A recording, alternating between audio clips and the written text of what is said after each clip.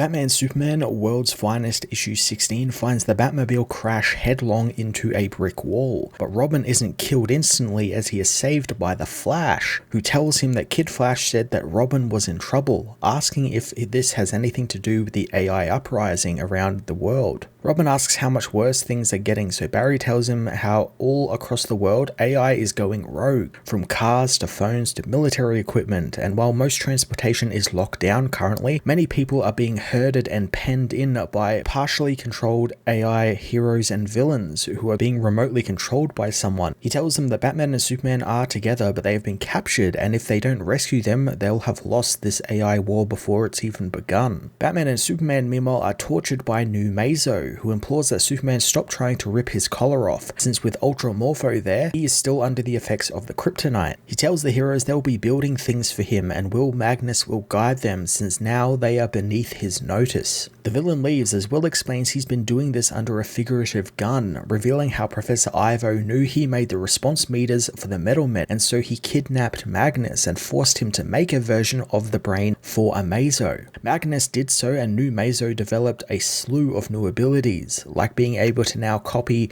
not just people's powers, but their intellect and knowledge as well, taking Magnus and Ivo's intellect to give himself a vision. From there, NEWMAZO began kidnapping other AI-focused scientists like Toyman, Dr. Cyber, and Bertrand Lavan, but that's not all, as he also needed resources, so he replaced billionaires like Simon Stagg and Oliver Queen with robot counterparts, funneling their resources into NEWMAZO'S projects. Batman wants to know what his end goal is, and Magnus thinks that it's simple. He wants to usurp humanity with a worldwide AI supremacy, already taking control of robots and hybrids like Chemo, Mechanic, and even heroes like Robot Man and Red Tornado, using them to herd people into his reclamation plans. Superman thinks that he's then using them as slaves, but Magnus reveals the horrifying truth. NEWMAZO is melting down the people to their base elements to reuse them in his factories. In Midway City, Hawkman battles Superman's robots and Kelex,